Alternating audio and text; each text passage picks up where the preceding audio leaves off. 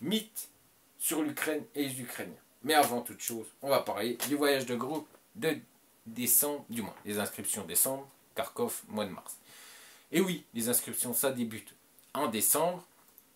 Pour Kharkov, pour la ville de Kharkov, pour vos rencontres à Kharkov, des vidéos, vous commencez déjà à être mises sur le groupe, hein, le groupe de la communauté du tunnel de l'amour.com. Donc oui, ça va commencer. Il y en aura 2, je pense, avant la fin de la semaine, 2 mini-vidéos. Oui, oui, messieurs de la communauté, il y aura 2 petites vidéos sur le groupe. Ouais, ouais. Et oui, donc 1999 euros, je dis bien 1999 euros, pas 2500 euros, pas 3000 euros, 1999 euros pour 8 jours, 6 rencontres, 6 heures de vidéoconférence avant départ, avec questionnaire, le fabuleux questionnaire d'Irina, pour savoir exactement et réellement quelle dame souhaite vraiment vous rencontrer. 8 heures de traduction par jour, avec des traductrices conseillères qui vous suivront du début jusqu'à la fin de votre contrat. Pas votre arrivée en Ukraine. Non, non, non, non, non. Déjà en France, vous allez pouvoir discuter avec ces dames et faire ces vidéoconférences avec votre traductrice qui vous suivra du début jusqu'à la fin de votre contrat. Et bien sûr, mon épouse qui vous coachera en France. Et ensuite, j'aurai l'honneur de vous coacher en Ukraine pendant tout votre séjour. Voilà comment ça se passe au tunnel-de-l'amour.com pour vos voyages de groupe. Alors aujourd'hui, on parle des 14 mythes sur l'Ukraine et les Ukrainiens. Beaucoup d'étrangers, après avoir annoncé que vous alliez rencontrer une dame, une femme en Ukraine, vos amis vous ont posé, mais Kiev est en Russie, non? Voilà. Si, non, oui, bah oui, beaucoup. Beaucoup, un peu moins aujourd'hui parce que les médias parlent beaucoup de l'Ukraine, parlent beaucoup plus de l'Ukraine qu'à une époque, mais on vous posera encore cette question. Puisque l'Ukraine n'a gagné son indépendance qu'en 1991, il n'est pas surprenant qu'un certain grand nombre de mythes ou d'idées fausses persistent. Longuement sous le joug de la Russie, son voisin géant, les Ukrainiens ont lutté durant des siècles pour maintenir et affirmer leur identité, leur tradition et leur culture. Les Ukrainiens ont largement réussi à le faire, mais il y a encore quelques malentendus au sujet du pays qui doivent être corrigés. Et quelques-uns ont émergé ces dernières années à cause de la propagande mensongère du Kremlin. Le journal Kiev Post, oui, je vais chercher mes informations pas n'importe où, je ne suis pas un guignol comme certains qui racontent parce qu'ils ont entendu Pierre-Paul Jacques le dire, ou plutôt Irina, Olga et puis Svetlana lui dire. Non, non, ça se passe pas comme ça chez nous, c'est Kiev Post qui nous apporte ces informations, du moins on a été chercher ces informations sur Kiev Post, et qui remet justement les pendules à l'heure sur une série de mythes qui ont été créés sur le pays. Alors la première, c'est les Ukrainiens mangent beaucoup. Celui qui assistait à un anniversaire ou une autre fête de famille ukrainienne aura vu une table croulante sous d'énormes quantités de nourriture. Oui, on n'arrive même pas à mettre une bouteille, tellement il y a de la bouffe partout. Et il pourrait avoir l'impression que les Ukrainiens abusent pendant les repas. Oui, mais quand on voit les Ukrainiennes, elles sont comme ça. Bon, c'est vrai que les Ukrainiens sont assez costauds, mais les Ukrainiens, elles sont comme ça. C'est plutôt taille mannequin. Pour 90% des cas, ces charmantes dames, c'est plutôt taille mannequin. En réalité, le régime alimentaire des Ukrainiens est plutôt sain et modeste, ce qui est confirmé par le taux d'obésité du pays, près de 20%, qui n'est même pas dans le top 30 mondial et qui est bien en dessous des taux de la plupart des pays occidentaux et également de la Russie. Et oui, parce qu'en fait, ils savent faire la fête, mais ensuite, au niveau alimentaire, le reste de la semaine, voilà, c'est une alimentation saine, et c'est pour ça que, voilà, c'est taille mannequin. Alors, 2. Les Ukrainiens se marient jeunes. Bien que cela ait été vrai dans le passé, ce n'est plus le cas. À l'époque soviétique, se marier était souvent un moyen de sauter les obstacles pour obtenir un logement d'État. Aujourd'hui, les Ukrainiens ont tendance à se marier qu'après l'âge de 26 ans. Les femmes s'intéressent de plus en plus à leur carrière. Les hommes comme les femmes hésitent à fonder une famille malgré le fait qu'ils peuvent se permettre tout ce dont ils ont besoin. Ludmila Slioussa, alors je ne suis pas sûr de la prononciation, chercheuse à l'Institut ukrainien de la démographie et des études sociales, dit dans un entretien publié dans Gazeta UA.ua que la moyenne d'âge pour se marier chez les hommes est de 30 ans, alors que chez les femmes, elle est de 27 ans. Voilà, messieurs. Alors, troisième. En Ukraine, il fait froid et il neige une grande partie de l'année. L'Ukraine a un climat occidental avec des hivers qui sont plus froids qu'en Europe occidentale et les étés qui sont généralement plus chauds. Je le confirme tout à fait. Oui, oui, je le confirme, je peux vous l'assurer, ça fait 15 ans que je vis en Ukraine et je vous le confirme. Sa capitale Kiev est pratiquement sur la même latitude que Londres. Les parties méridionales du pays ont un climat bien adapté à la culture du raisin, alors que le climat de la Crimée est subtropical. La météo est variable et les orages violents sont fréquents en période estivale, mais le climat est beaucoup plus tempéré qu'en Sibérie ou au Canada. Alors 4. L'éducation ukrainienne est corrompue et de faible qualité, même pas proche de la vérité. Non, non, non, même pas. L'Ukraine se classe 4e pour le pourcentage de citoyens avec un diplôme supérieur et dans les 40 premiers basés sur les scores en mathématiques et sciences, selon Business Insider. Alors qu'il est encore fréquent d'avoir effectué des paiements aux établissements d'enseignement pour y être admis, il y a des cas isolés de personnes ayant payé pour recevoir un diplôme. La qualité de l'éducation ukrainienne est tout de même élevée.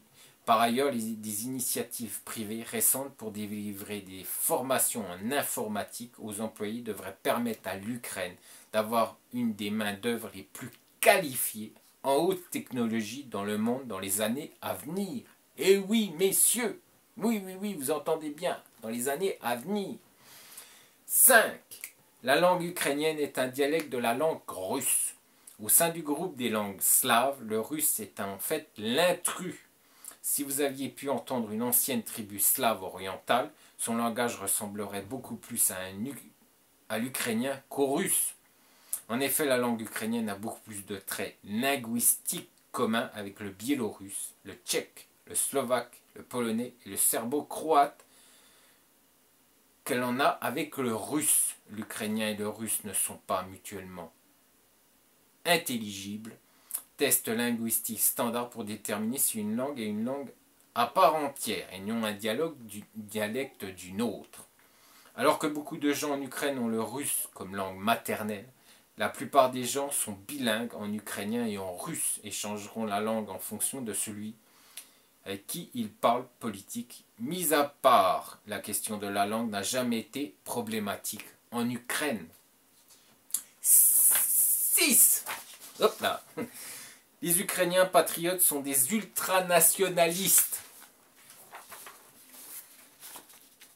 Ce nouveau mythe a émergé depuis l'invasion russe, l'annexion de la Crimée et de la guerre dans le Donbass. Stepan Bandera, un nationaliste ukrainien qui a vécu entre 1909 et 1959 et s'est battu avec et contre les soviétiques et les nazis allemands pendant la Seconde Guerre mondiale, est une figure controversée en Ukraine et n'est aucun cas la seule figure de proue du mouvement indépendantiste ukrainien. La politique ukrainienne, est devenue plus ouvertement politique et nationaliste depuis que le Kremlin a lancé sa guerre, mais les résultats des élections montrent que la plupart des Ukrainiens sont des sociodémocrates, préférant politique de centre-gauche. Voilà, ça c'est une petite... voilà, je sais qu'il y en a certains que ça intéresse au niveau politique. Ben voilà, vous avez votre réponse, messieurs. 7. L'Ukraine a peu en commun avec l'Ouest. La perception de l'Ukraine comme étant un pays de l'Est exotique a ses racines dans les vieux stéréotypes de l'Union soviétique qui persistent à ce jour. Mais, géographiquement, le centre de l'Europe se trouve à l'intérieur des frontières de l'Ukraine. Et il y a beaucoup d'éléments de la culture et des traditions ukrainiennes qui frappent immédiatement les Occidentaux comme étant familières. Dans l'ouest de l'Ukraine en particulier, il y a des zones qui ont fait partie d'autres pays européens, tels que l'Empire austro-hongrois, et qui portent la marque de cette influence centre-européenne à ce jour. Voilà, dans l'ouest, c'est ce que je vous disais. pour ça qu'on rencontre moins de vraies femmes ukrainiennes, justement, dans l'Ouest, dans certaines régions de l'Ouest. Alors, 8, c'est pas moi qui le dis. Oui, 8. Je savais pas. J'ai eu un petit blanc. Les Ukrainiens non émotionnels. Ce mythe est apparu parce que les Ukrainiens n'ont pas l'habitude d'être ouverts et souriants avec des étrangers. Mais ils ne sont pas plus froids sans émotion qu'un Nord-Européen le serait. Une fois que vous arrivez à mieux les connaître, les Ukrainiens expriment leurs sentiments et émotions beaucoup plus ouvertement et peuvent alors apparaître aux étrangers comme étant plus simples et sincères que certains occidentaux. Et je le confirme, et c'est pour ça que j'aime beaucoup l'Ukraine. Alors, excusez-moi, 9. La Crimée est une terre russe. Alors que la Russie a absorbé la Crimée dans son empire au XVIIIe siècle après l'une de ses nombreuses guerres avec l'Empire ottoman, basé en Turquie, la Crimée a une longue histoire qui avait peu à voir avec la Russie, ou même l'Ukraine. Les personnes ayant le plus grand droit à appeler l'Ukraine leur maison sont bien sûr les Tatars, de Crimée, mais ce peuple a été réprimé et expulsé durant la période où l'Empire russe et plus tard l'Union soviétique avaient le contrôle de la péninsule. Les choses ont changé pour le mieux depuis que l'Ukraine a obtenu son indépendance et la Crimée a gagné son autonomie au sein de l'État unitaire ukrainien, avec le retour des Tatars de Crimée à leur patrie des lieux de déportation nazie centrale. Des Russes ethniques et des Ukrainiens habitent aussi la Crimée, mais la décrire comme terre russe est d'ignorer une grande partie de son histoire récente et ancienne. 10. Les femmes sont faciles en Ukraine. Alors écoutez-moi, écoutez bien, parce que là, ceux qui croient ça, alors là vous allez vous prendre. Bon, écoutez. Même à l'époque soviétique, les Ukrainiennes, en particulier celles de Kiev, étaient célèbres pour leur beauté.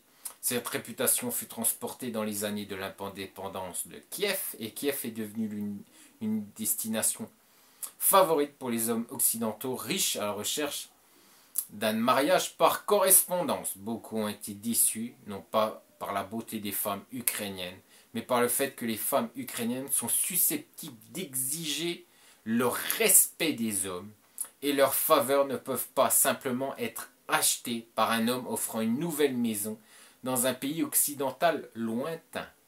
Alors que les femmes ukrainiennes peuvent être des épouses aimantes et fidèles, et des mères bienveillantes, gagner leur affection n'est pas facile et exige un effort sincère. Eh oui, messieurs, moi j'ai entendu dire un jour un monsieur qui me disait « Moi j'arrive avec mon passeport français et j'ai toutes les femmes. » Je lui ai dit « Tout ce que vous risquez, c'est que vous ne retrouviez jamais votre passeport ou vous le prenez en pleine figure. » Voilà. On n'est pas en Afrique ni en Asie, mes chers messieurs. Alors, 11. Les Ukrainiens arnaquent les touristes non méfiants. Il était assez fréquent de voir des panneaux à l'entrée des sites touristiques en Ukraine avec des prix distincts pour les Ukrainiens et les étrangers. Les prix pour les étrangers étant plus élevés.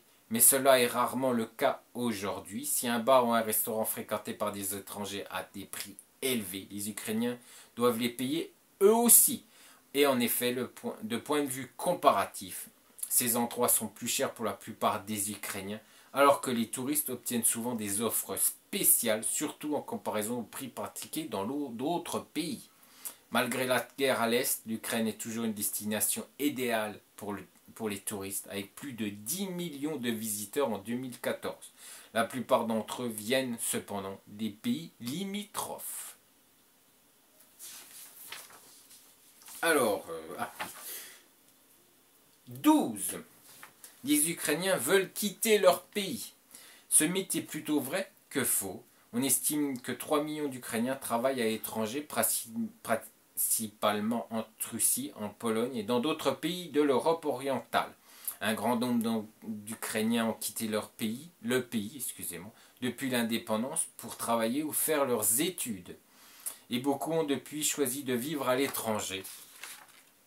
Ah, j'arrive, attendez, je tourne la page. De façon permanente. Cependant, Dans ce pays de plus de 40 millions d'habitants, la majorité a choisi de rester, même quand ils ont eu la possibilité de partir. En effet, depuis la révolution Euromaïdan en Ukraine, de nombreux Ukrainiens qui ont construit une carrière réussie à l'étranger sont revenus dans leur pays d'origine pour l'aider à construire un avenir meilleur. 13. 10. 13.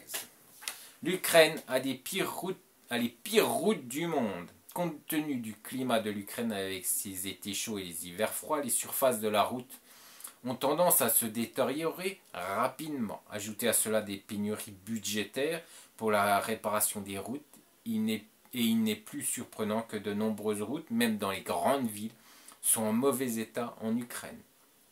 D'où la popularité des 4x4 et des voitures avec un grand dégagement.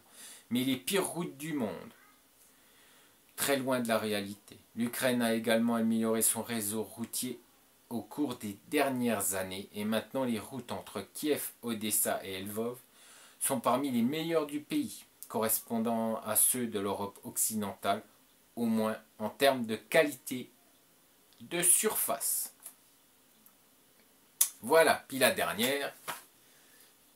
14. Les Ukrainiens boivent de la vodka. Eh bien oui, ils le font, mais il est plus probable qu'ils vont boire de la Horilka, la vodka ukrainienne.